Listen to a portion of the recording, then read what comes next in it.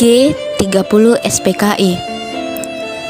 Gerakan pemberontakan 30 September yang dilakukan oleh Partai Komunis Indonesia merupakan salah satu pemberontakan terbesar dalam sejarah Indonesia yang menewaskan 6 dari 7 jenderal besar Indonesia dan 1 ajudan perwira dari Jenderal Besar Abdul Haris Nasution.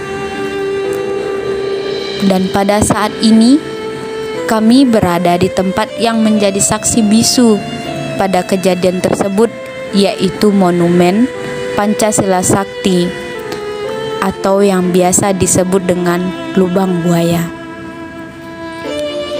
Di museum ini kita dapat melihat sumur maut, yaitu tempat penemuan jasad 7 pahlawan revolusi yang gugur pada peristiwa tersebut. Pada sumur yang berdiameter 75 cm dengan kedalaman 12 meter itu, ke-7 pahlawan revolusi itu dibuang oleh para anggota PKI pada tanggal 1 Oktober 1965 dan ditemukan pada tanggal 3 Oktober 1965 oleh Sukiman sebagai seorang agen polisi 2. Dan tepat di tanggal 4 Oktober 1965 dilakukan pengangkatan 7 jenazah pahlawan revolusi yang memerlukan waktu sekitar 4 jam pada proses pengangkatan tersebut. Di monumen ini juga terdapat patung 7 pahlawan revolusi, di mana tepat patung Jenderal Besar Ahmad Yani menunjuk tepat ke arah sumur maut tersebut. Pada monumen ini juga terdapat patung penyiksaan beberapa jenderal yang menjadi saksi bisu atas keberingasan dan kekejaman PKI. Ada juga suatu ruangan yang berisi pakaian dan noda darah para jenderal yang terpajang pada monumen ini.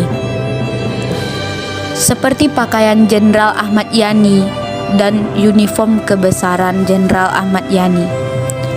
Ada juga barang peninggalan jenderal-jenderal yang lain dan uniform kebesarannya, antara lain Letjen Suprapto, Letjen S. Parman, Letjen MT Haryono, Maijen DI Panjaitan, Maijen Sutoyo Siswo Miharjo, dan Kapten Pierre Andreas Tendean. Tidak hanya itu saja, di museum ini juga terdapat barang peninggalan dari Ade Irma Suryani Nasution yang merupakan anak dari Jenderal Besar Abdul Haris Nasution yang gugur menjadi perisai ayahnya.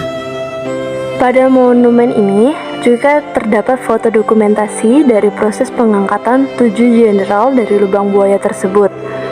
Sedari awal, kita sudah membahas apa saja yang terdapat pada Monumen Pancasila Sakti, dan sekarang mari bahas kenapa gerakan pemberontakan itu terjadi.